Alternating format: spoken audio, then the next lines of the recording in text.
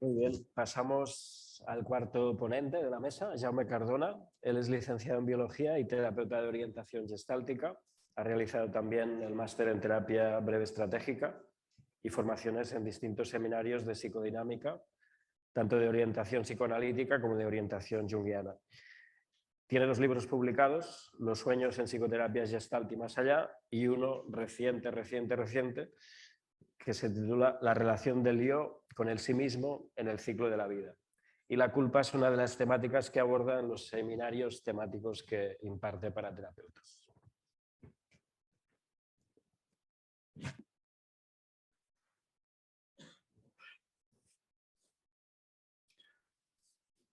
Bueno, primero de todo, pues como agradecer el poder estar aquí y a ti, Tony, en particular, que es quien me contactaste. Bueno, yo os voy a hablar básicamente de la experiencia de un psicoterapeuta que trabaja con sus pacientes desde hace ya 30 años y que también trabaja con sus pacientes grupalmente, ¿eh? Y por lo tanto eso, pues poco a poco, más allá de la teoría y de lo que estudiamos y todos estos temas, sí que nos va dando una visión del fenómeno de la culpa, ¿no?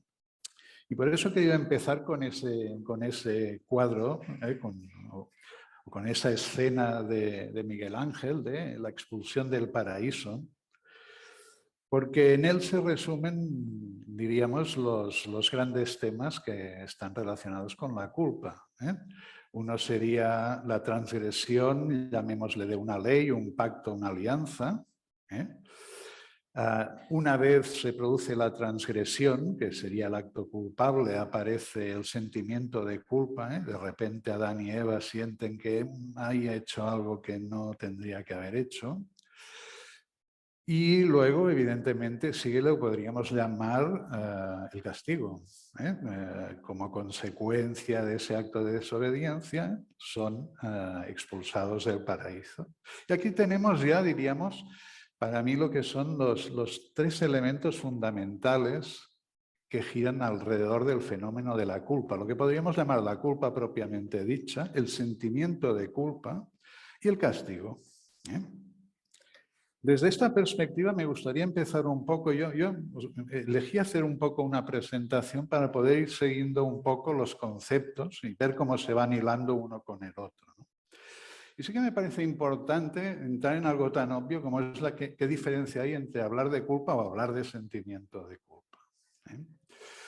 Y en ese sentido, podríamos decir que la culpa, ¿eh?, es un darse cuenta, un ser consciente a nivel cognitivo, es un saber de que he hecho algo que no tendría que haber hecho, de que he hecho algo que no está bien o que está mal, ¿eh? Es decir, os pongo un ejemplo sencillo, ¿no? Diríamos todos, más o menos, sabemos que no debemos evadir impuestos, ¿eh? Y sabemos que si los evadimos, estamos haciendo algo que no está bien, ¿eh? Lo cual no quiere decir que yo sienta culpa, ¿eh? Que son 2 cosas muy distintas, ¿eh? Ya veremos el tema, ¿no? Por lo tanto, yo entiendo que estoy haciendo algo, pero no está tan claro que lo sienta, ¿eh? Y aquí es donde aparece, pues evidentemente, el tema del sentimiento de culpa, que ya ocurre a nivel emocional, ¿eh? A nivel emocional, el sentimiento de culpa es como una especie de malestar y dolor que uno nota relacionado con haber hecho algo que se valora como negativo, ¿eh? Por ejemplo, es decir, yo podría evadir impuestos y luego decir, ostras, con esto perjudico la sociedad, más allá de las excusas que me puedo buscar para... Entro en una cosa en donde cojo responsabilidad, como se ha dicho tantas veces aquí, sobre el acto que he cometido, ¿eh? Y por lo tanto, digamos, lo que me parece interesante en esto es como que culpa y sentimiento de culpa van unidos, a veces sí y a veces no, por decirlo de alguna manera, ¿eh? Insisto un poco en lo que sería el elemento digamos, donde van desunidos. Por ejemplo, como un caso muy extremo tenemos el caso del psicópata, donde todo psicópata no es que no sepa lo que está bien y lo que está mal, lo que pasa es que no siente la culpa. Y si vamos un poco en el caso que os decía, pues muchos defraudadores de impuestos ya saben que hacen lo que no tienen que hacer, pero culpables no se sienten. Y cuando sienten dolor y malestar, más bien es porque les sabe mal que les hayan descubierto. Es decir, claro, es interesante esto. Fijaros que esto es algo que en nuestra práctica también se observa con el caso de la infidelidad en pareja. Es decir, hay personas infieles en pareja que mientras no les pillan, no sienten culpa. Ahora sí, cuando les pillan, entonces vienen todos los males. Por lo tanto, diríamos que podemos saber que estamos haciendo algo que no toca y, sin embargo, actuar un poco a la vista gorda, por decirlo de alguna manera, ¿no? Por lo tanto, diríamos que yo puedo saber qué es la culpa y no sentirme culpable. Y luego también ver que el sentimiento de culpa también juega un factor importante en el sentido de que, claro, es un sentimiento que nos evita ir hacia lo culpable. Es decir, si yo, por ejemplo, siento que soy una persona comprometida socialmente, que creo que hay que pagar impuestos, por seguir con el ejemplo, porque es una manera de invertir dinero con el bien social, cuando se me ocurre evadir impuestos, hay algo que me dice, uy, ¿quieres decir? Y probablemente no lo haga. Por lo tanto, diríamos que el sentimiento de culpa, una vez se ha interiorizado, pues bueno, actúa como un regulador de si quiero entrar o no en ciertos actos. Y aquí me gustaría también introducir el tercer elemento en discordia, que es el castigo. El castigo, que como ya sabéis, puede entenderse en dos dimensiones. Digamos, el castigo en principio tiende a ser una medida compensatoria y también ejemplificante por el hecho de haber causado un daño. Es decir, yo causo un daño y de alguna manera se me aplica otro cierto daño que es compensatorio y al que se le supone que quizá tenga algún efecto correctivo. Y aparte también ejemplificante, porque es como que los demás podemos ver qué pasa si hacemos ciertas cosas. Y por lo tanto diríamos, aparte de medida compensatoria, el castigo también funciona como medida coercitiva. Es decir, aquello de cuando veas el vecino poner las barbas por las tuyas a escaldar, ¿no? Por lo tanto, tenemos esos tres elementos, porque esos tres elementos es lo que los psicoterapeutas que nos dedicamos a trabajar con nuestros pacientes vamos a encontrarnos siempre en ellos, de una manera o de otra. Fijaros que hay un punto que he puesto ahí en el sentimiento de culpa, porque este es un elemento crítico y que lo he puesto así en rojito, digo, algo que se valora como negativo. Como veremos, uno de los problemas relacionados con el sentimiento de culpa es que no todo aquello que es valorado negativo significa que sea negativo. Es decir, esto es un tema que sobre todo en lo que podríamos llamar las creencias que de pequeños vamos a aprender en los sistemas familiares, incluso en los sistemas escolares, no todo lo que se nos dice es cierto. No todo lo que se nos dice es correcto o incorrecto, ni bueno ni malo. Ya iremos viendo. Dicho esto, digamos que, como podéis ver, el castigo, podríamos decirlo que funciona un poco como, por si no funciona el sentimiento de culpa, ¡hey! Tenéis el castigo. Es una manera de verlo y por lo tanto diríamos aquí el castigo estaría muy unido al sentimiento de miedo, el miedo, ¿no? El miedo a la repercusión de hacer algo que en principio por algún motivo no debo hacer. Dicho esto, podríamos decir que por mi experiencia, yo lo divido la culpa y el sentimiento de culpa como en dos brazos, ¿no? Uno que hablaríamos de lo que podemos llamar culpas objetivas, y otra que yo le llamo culpa por creencias rígidas. este es todo un gran problema en la psicoterapia individual, o en la psicoterapia. Es decir, esto, como veremos, suele crear graves y grandes problemas a quienes sufren de esta culpa por creencias rígidas, ¿no? Pero sí que me gustaría empezar por la culpa objetiva, por dos motivos. Es decir, yo llamo culpa objetiva al saber que he hecho algo que no tenía que hacer, saberlo claro, y aparte sentir el malestar por haberlo hecho, ¿eh? Y por lo tanto esa culpa objetiva atañe a que no es necesario que haya castigo como que me pongan en la prisión, ¿no? Uno puede sentir eso con castigo o sin castigo. Y aquí es donde aparece el problema relacionado con el sentimiento de culpa, ¿eh? Porque el sentimiento de culpa podríamos decir que se mueve como en dos extremos, que son uno es muy complicado y el otro sería muy de agradecer que es el que se desarrolle. Digamos, el complicado sería el remordimiento, ¿eh? Es decir, hay quien vive el sentimiento de culpa con remordimiento. Claro, es que la palabra ya es peligrosa en sí, ¿no? No es el mordimiento, es el remordimiento, ¿eh? Es decir, que nos va a morder progresivamente, ¿eh? Claro, es que el remordimiento, cuando uno tiene ocasión de contemplarlo directamente en una sala de terapia o incluso en terapia grupal, de hecho se convierte en el peor de los castigos. Porque el remordimiento viene a decir en pocas palabras, no hay castigo que dé paz ni dé perdón. Y por lo tanto es una reactualización constante del castigo, ¿eh? Eso, cuando se ve en nuestras salas de trabajo, adquiere dimensiones bastante complicadas porque son personas que, claro, sí que siguen la cosa de me voy a castigar, más consciente o también inconscientemente. Y entonces son personas que el remordimiento les lleva a aceptar tratos humillantes, a no hacerse merecedor de nada, a tener comportamientos autodestructivos, ¿eh? A tener diferentes, digamos, actitudes de desprecio, en fin, personas que, bueno, siguen, como diríamos en catalán, fil per randa, el castigarse, ¿no? Y fijaros que quizá el elemento más perverso del remordimiento, que claro, el remordimiento genera mucha amargura vital, es decir, es la vida amarga realmente, ¿eh? El elemento más perverso es como que en nombre de esa amargura, la persona que siente remordimiento puede reincidir de nuevo en el mismo acto culpable, ¿eh?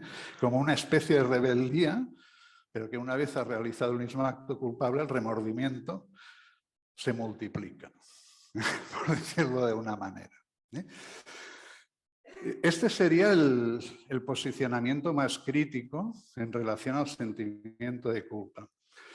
Hay otro posicionamiento que tanto Estíbaliz como tú, Gemma, habéis citado, pero que le podríamos poner un nombre que es el camino del arrepentimiento.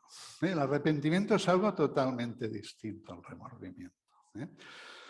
Fijaros que arrepentimiento viene del griego metanoa, que viene a traducirse por cambio de mente, más o menos. Y fijaos que el arrepentimiento es como un cambio de perspectiva global respecto a cómo me posiciono con la culpa, ¿eh? Voy a deciros algunas cosas que tanto vosotras dos ya habéis dicho, que una es la responsabilidad. Es decir, vale, podemos tener todas las circunstancias atenuantes que queramos, pero hay un punto en donde uno es responsable final del acto que se ha cometido, ¿eh? Está claro que luego hay circunstancias atenuantes, como pueden ser las enfermedades psíquicas, etcétera, etcétera, ¿no? Pero yo hablo de personas, por ejemplo, como nosotros, que sí que pueden estar en esto y les cuesta coger el punto de responsabilidad y buscan justificaciones. Claro, el punto de responsabilidad, el asumir la cosa, nos abre a una experiencia muy interesante que es algo hecho. No es. A la comprensión. ¿Qué es la comprensión? La comprensión nos abre a dos bandas, ¿no? A la comprensión de asumir y sentir empáticamente el daño que he hecho al otro, y también a las circunstancias que me han entenebrecido a mí para poder hacer esta situación de daño. Esto es muy importante. Es decir, la comprensión es como un punto en donde se abre una cosa que es el objetivo del arrepentimiento, que por un lado es poder pedir perdón de corazón y poder perdonarme yo. Es decir, tiene como un doble camino. Claro, si uno se abre a la comprensión, se abre a la compasión también. Y claro, una vez que uno llega ahí, ya estamos en el camino que busca el arrepentimiento, es la reparación y el perdón. Que este sí que es fundamental en tanto en cuanto el arrepentimiento, en la medida de lo posible, intenta reparar el daño hecho y busca el perdón de a quien le he hecho daño, el perdón humilde como la conciencia del daño que te he causado, ¿no? Claro, eso nos abre a muchas cosas, porque antes alguien de vosotros ha preguntado por qué el problema del perdón. Y claro, es que el problema del perdón es un problema complejo, porque fijaros que a diferencia del sentimiento de culpa, que es algo que podríamos decir, permitirme una expresión así, mamamos desde pequeños, y por lo tanto es una cosa que funciona con una inmediatez grande, el perdón es la elaboración de todo un proceso. Si es que se quiere sentir el perdón de verdad. Muchas veces en nuestras salas oímos gente decir, no, yo ya he perdonado, y uno ya ve que lo dice mentalmente. Pero a la que se baja un poco en el campo emocional ya se ve que no ha elaborado el perdón en ese campo. Y por lo tanto, digamos, el perdón es una elaboración que necesita su tiempo. Por ejemplo, si habéis visto alguno de estos programas en donde ha habido encuentros con etarras y las personas que han tenido víctimas, en esa elaboración del arrepentimiento del asesino y cómo se coloca la víctima, es muy interesante porque se ve que es un proceso largo, no es una cosa fácil. Pero no puede haber reparación y perdón si no hay responsabilidad, ni desarrollo de la comprensión, ni el alcance de la compasión. ¿Vale? Esto sería un poco hablando de las culpas objetivas, porque, por ejemplo, en nuestras consultas llega gente con duelos patológicos. Uno de los factores que interrumpe el desarrollo de los duelos es el sentimiento de culpa unido al remordimiento. Y por lo tanto, digamos, hay que trabajar todos estos elementos para que la persona pueda, aunque la persona ya esté muerta, por ejemplo, llegar a poder, como tú decías, verbalizar las cosas delante de alguien que escucha sin juicio. Eso es otra cosa sumamente importante, ¿no?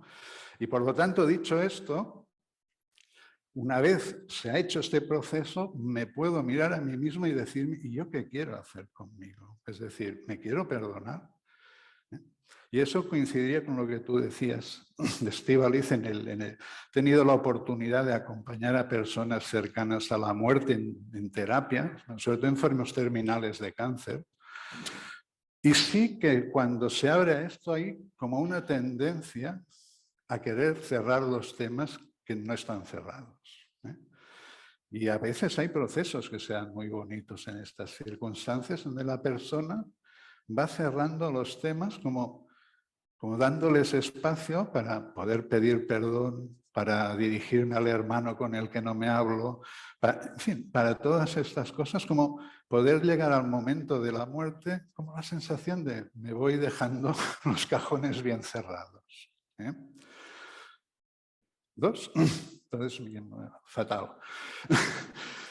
Voy a ir muy rápido ahora. La culpa por creencias rígidas genera falsos sentimientos de culpa. Y los falsos sentimientos de culpa, ¿qué son? Por ejemplo, los que aprendemos de pequeño. Chantaje emocional. Chantaje emocional nos hace sentir culpables de querer luchar por nuestra necesidad, deseo o expectativa frente al deseo, necesidad, expectativa de otro. Y nos enseña a ceder. ¿Qué significa eso?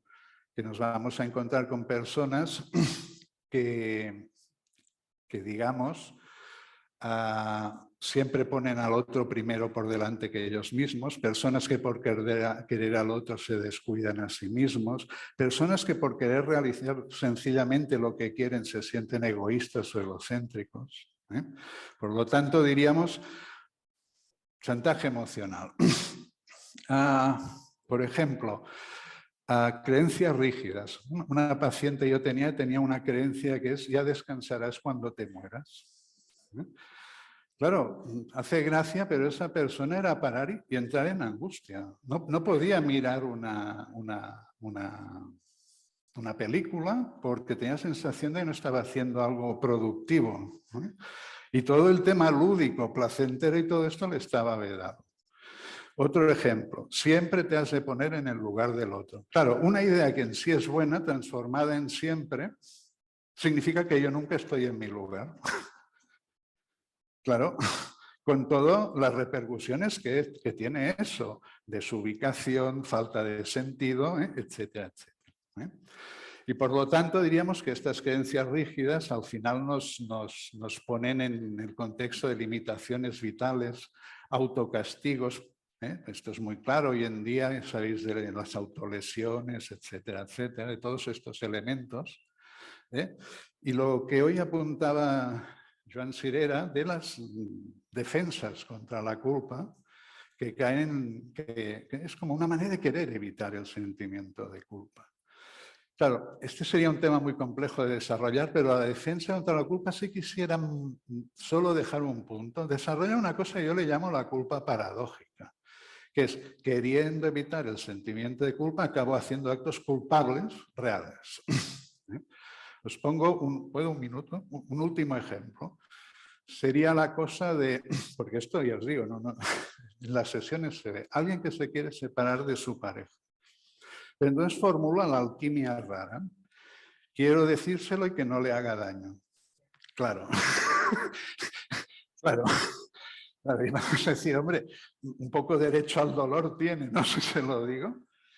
Pero esa persona, digamos, aplaza la decisión y entonces empieza a hacer cosas raras, como por ejemplo, empieza a querer ver mal al otro, empieza a ponerle pegas cuando entonces no le había... Empieza a actuar desagradablemente con el objeto de buscar la justificación que le permita separarse, o incluso, y eso es cierto porque yo lo he vivido, ¿no? Alguien que se pone a hacerle la vida imposible a la pareja para que tome ella la decisión. Claro, queriendo evitar ese punto de sentimiento de culpa, de no quiero sentir la culpa de decirle me quiero separar de ti y ver la cara y tal y cual y tal, entonces realmente empieza a actuar culpablemente. ¿Me explico? Pero aquí hubiera sido bueno un poco ver cómo intentamos abordar nosotros estos temas en psicoterapia. Entiendo que ya está bien. Sí.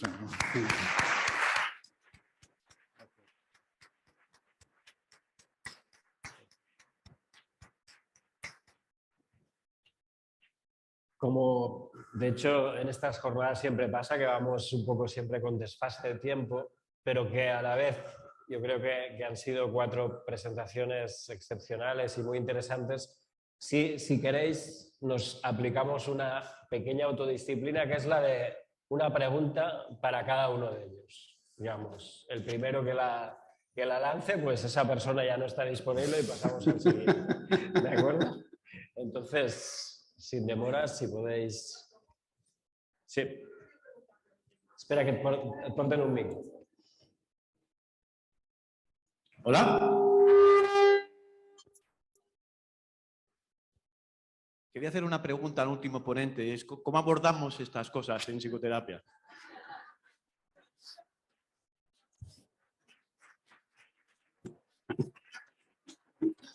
¿Puedo poner el...? Sí. Bueno, no hace falta, no hace falta. Mira, te respondo. Fíjate que si hablamos de creencias ¿Qué me ha preguntado así tan...? Si hablamos de creencias rígidas, parece lógico que lo rígido lo intentemos flexibilizar, ¿eh? Entonces nosotros lo que intentamos es flexibilizar las creencias rígidas y trabajar en dos niveles. Uno, observar un poco que es que no hay abanico de respuestas, y luego la propia paradoja que genera la creencia rígida, la paradoja obvia de decir, si ya descansarás cuando te mueras, el hecho de no descansar seguro que afecta a tu productividad, como efectivamente le pasaba a esa persona que se ponía enferma, no podía hacer todo lo que quería de tanto cansancio que llevaba encima.